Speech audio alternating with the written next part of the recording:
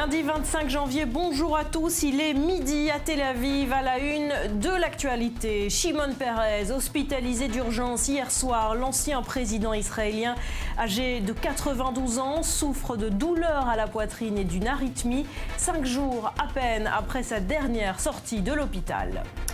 Israël, toujours, l'incitation à la violence à la télévision palestinienne au cœur de l'actualité. C'est bien en regardant la propagande à la télé que l'adolescent qui a poignardé à mort une mère de famille a décidé de passer à l'acte. Le détail dans quelques instants.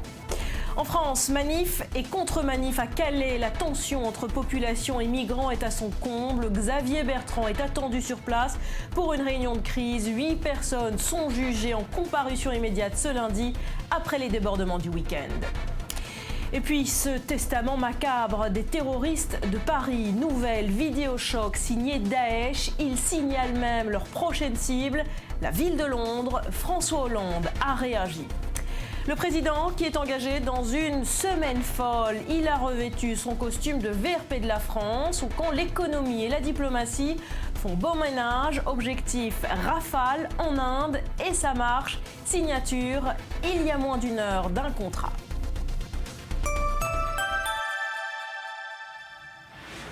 Bienvenue à tous. C'est donc sa deuxième hospitalisation en moins d'une semaine. Hier soir, Shimon Peres a été transporté d'urgence à l'hôpital Shiba de Tel Aviv après de nouvelles douleurs à la poitrine. Il est maintenu ce lundi en observation sur place. Les précisions de Maël Benoliel. Oui, plus de peur que de mal pour l'ex-président israélien Shimon Peres, qui a été hospitalisé hier soir à la suite de douleurs à la poitrine et d'une légère arythmie. Et c'est donc par précaution qu'il a passé la nuit en observation à l'hôpital de Shiva près de Tel HaShomer, non loin de Tel Aviv, et pour y faire des analyses sur les conseils de son médecin personnel et gendre, Rafi Walden. Alors l'homme de 92 ans aujourd'hui va bien. Il a même voulu rentrer chez lui dès hier soir. Cela étant dit, c'est la deuxième fois en 2 semaines que le prix Nobel de la paix est hospitalisé. Après avoir souffert de problèmes cardiovasculaires, il avait subi le 14 janvier dernier une intervention chirurgicale bénigne pour une constriction artérielle. Il était sorti mardi dernier après y avoir passé 5 jours. Le 9e président de l'État hébreu devrait sortir aujourd'hui même de l'hôpital après cette nuit passée en observation. Voilà pour Shimon Peres. Et on reste en Israël où le mauvais temps semble s'installer pour de bon. Une importante tempête a frappé le pays. Alors depuis hier, de la pluie, des rafales de vent de plus de 80 km/h et des chutes de neige dans le nord du pays. Les services de santé et la Croix-Rouge israélienne sont préparés pour des situations d'urgence. À Jérusalem, on attend les premiers vrais flocons sur place. On retrouve Daniel Haïk. La neige attendue sur Jérusalem se fait désirer. Bien entendu, de nombreux Israéliens, en particulier parmi les plus jeunes, s'attendaient à ce que la capitale soit recouverte ce matin d'un manteau de neige. Eh bien, ils ont été déçus. Pour l'instant, il n'y a que de la pluie.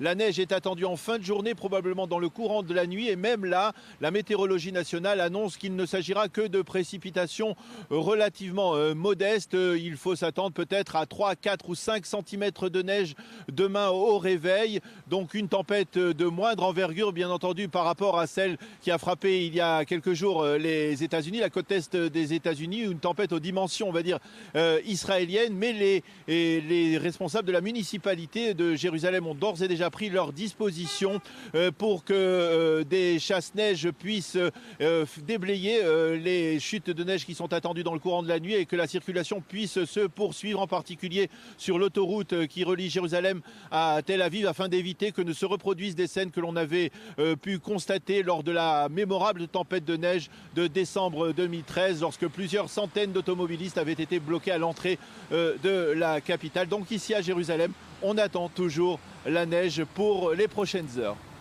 Voilà la neige attendue et le mauvais temps qui ne décourage pas les terroristes à poursuivre les violences. Nouvel attentat hier soir dans la plantation de Dolev en Samarie. Des Palestiniens ont ouvert le feu sur un automobiliste âgé d'une 50aine d'années. Il a été transporté à l'hôpital en état de choc. Et c'est dans ce contexte qu'un élément reste prépondérant dans cette intifada qui dure maintenant depuis 4 mois. L'incitation à la haine, l'appel à la violence en boucle sur les télés palestiniennes. C'est d'ailleurs ce qui a poussé cet adolescent de 15 ans à assassiner une mère de famille la semaine dernière, David Klezewski.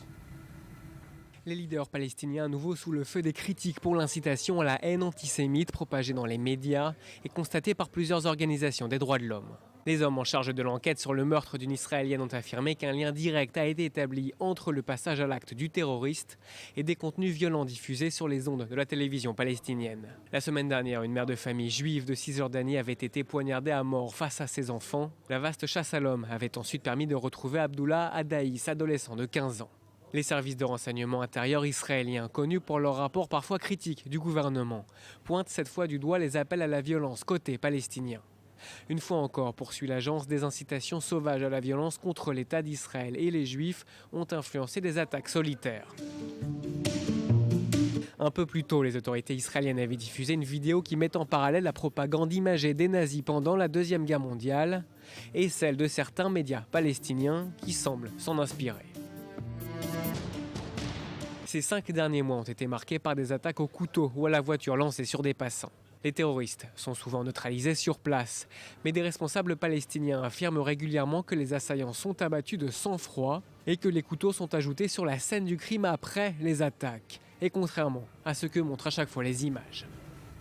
Mathias, face à cet appel à la haine, cette incitation à la violence, est-ce qu'il existe des solutions ?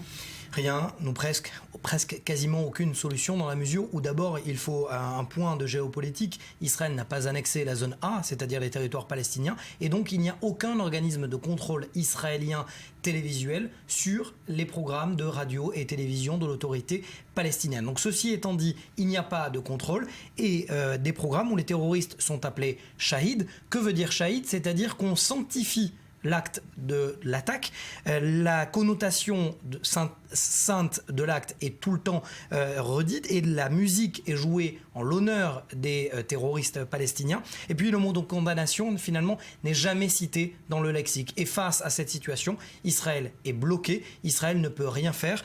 Et autre inconnu de cette équation finalement, Barbara, la multitude de chaînes diffusées sur le satellite proposé par l'autorité palestinienne, dont Al-Aqsa TV, c'est la chaîne du Hamas. D'ailleurs, c'est cette chaîne qui aurait inspiré l'un des jeunes, vous souvenez-vous, l'un des jeunes de 11 ans palestiniens qui avait attaqué un garde de sécurité dans le tramway de Jérusalem. Alors, autre problème pointé du doigt souvent par le Premier ministre, c'est ce qu'on appelle ce double langage de l'autorité palestinienne. Oui, double langage de l'autorité palestinienne, double langage de Mahmoud Abbas, celui qui est à la tête de l'autorité palestinienne. Mahmoud Abbas qui continue d'appeler à la lutte non violente en anglais ou en arabe, mais derrière qui refuse d'accepter par exemple la thèse avancée par les services de sécurité israéliens dont parlait David à l'instant, à savoir que le terroriste Otniel a été influencé par la télévision de l'autorité palestinienne, qui accepte surtout que des programmes comme ceux-ci que vous voyez à l'écran soient diffusés. On voit clairement un civil palestinien tout simplement attendre sa proie.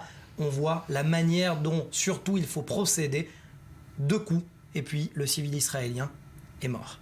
Merci pour ces précisions. Sur le front sud israélien, nouvelle roquette hier et riposte cette nuit de l'armée israélienne. Les avions de chasse de l'État hébreu ont frappé des cibles dans le sud et le centre de la bande de Gaza, notamment un centre de formation de la branche armée du Hamas. Il s'agit de la 3e roquette tirée sur Israël depuis le début de l'année 2016. Et c'est dans ce contexte que le Hamas marque ses 10 ans au pouvoir à Gaza, installé comme seul maître à bord après un putsch.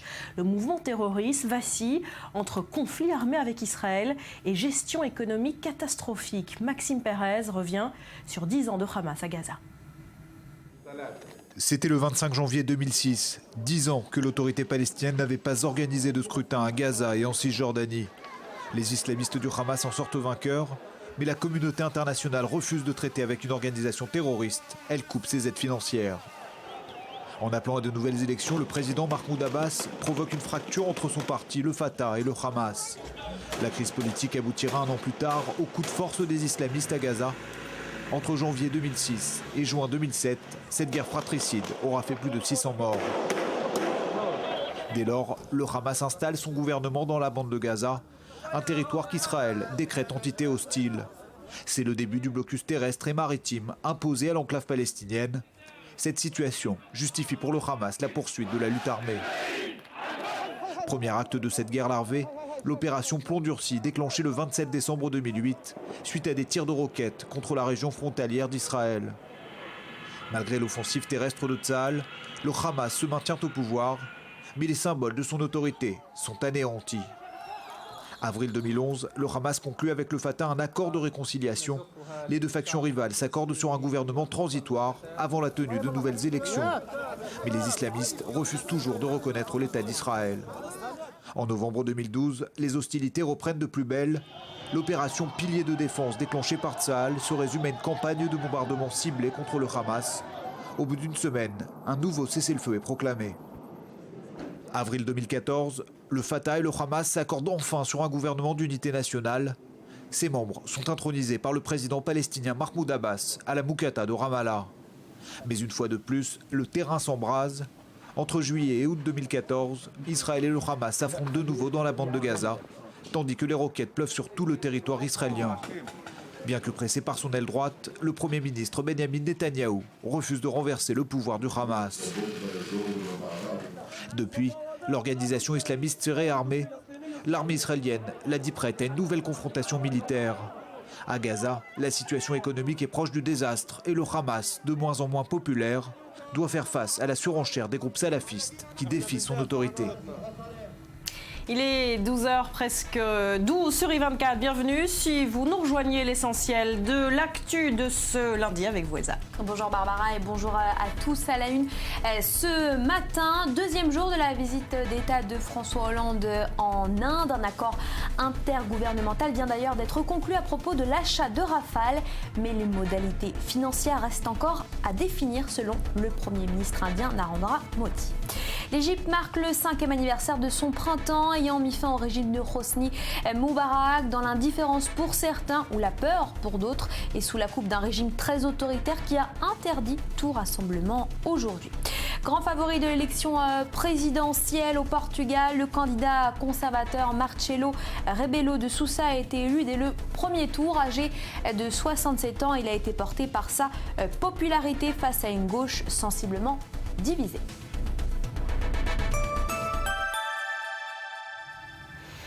Voilà pour les grands titres. Merci Elsa Mimoun. On jette tout de suite un coup d'œil à la météo de ce lundi.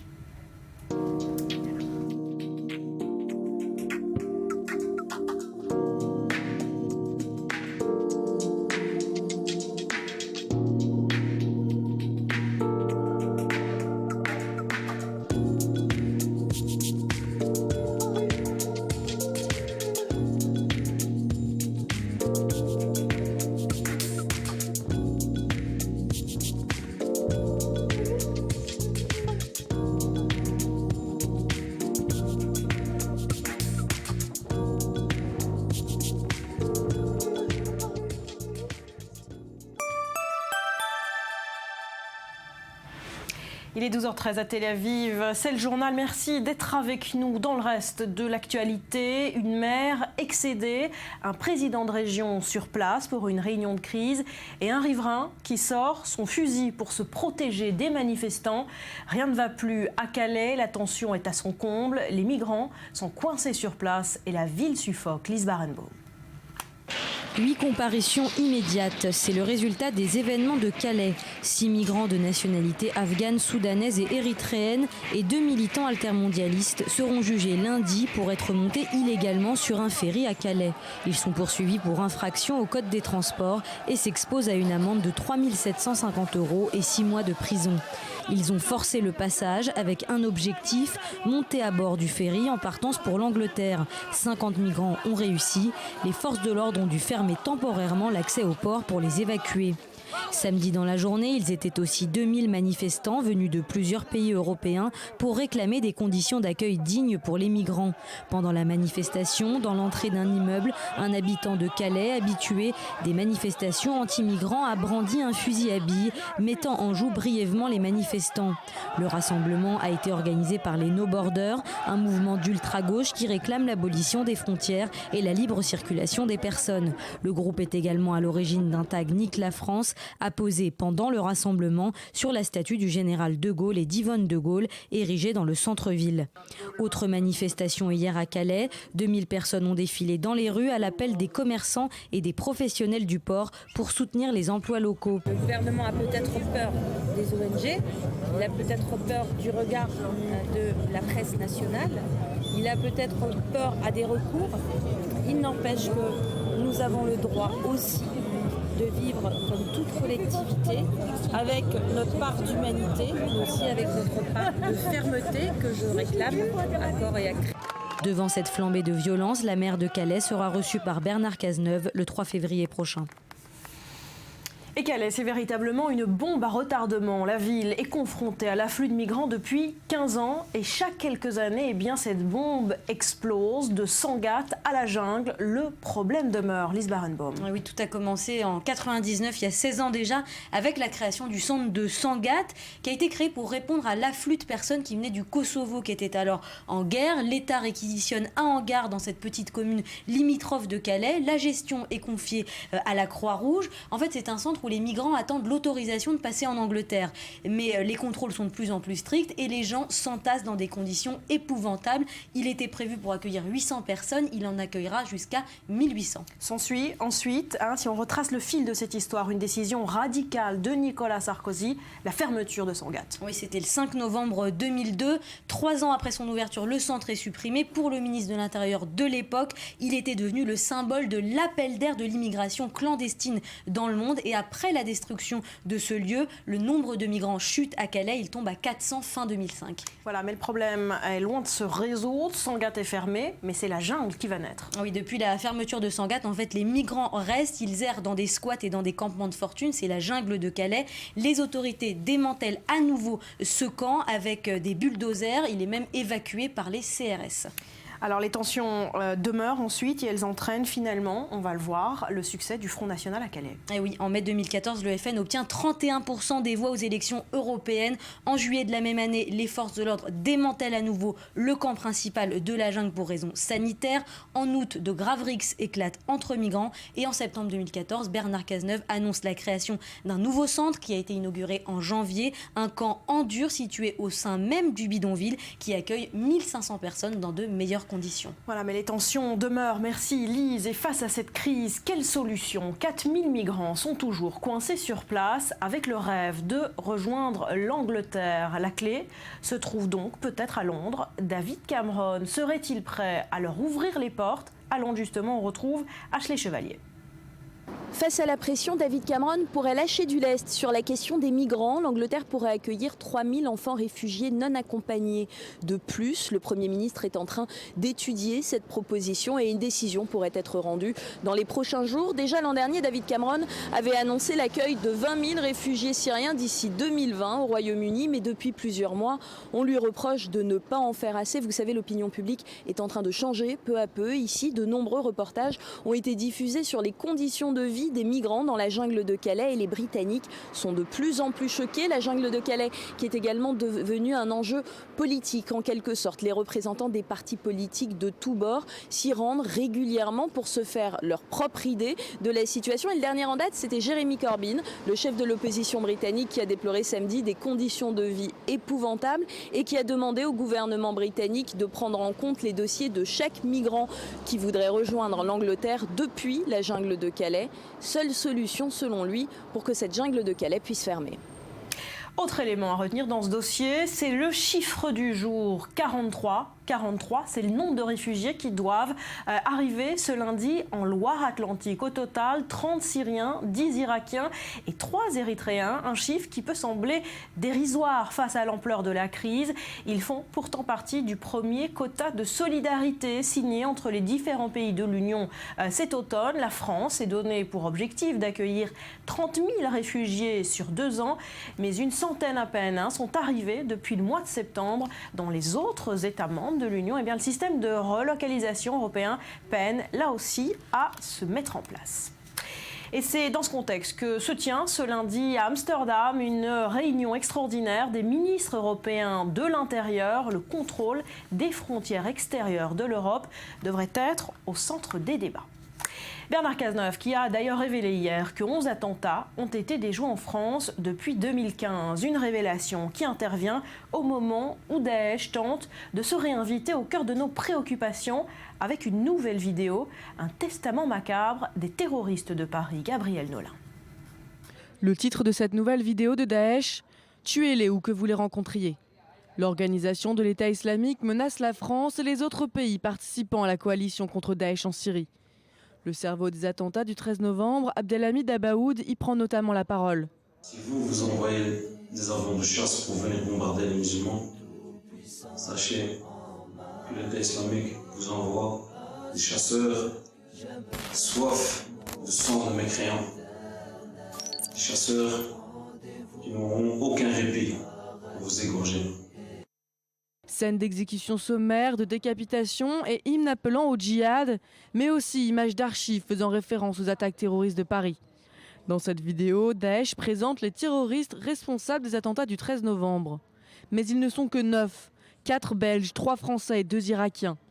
Le complice présumé, Salah Abdeslam, qui a réussi à s'enfuir en Belgique au lendemain des attentats, n'est pas mentionné.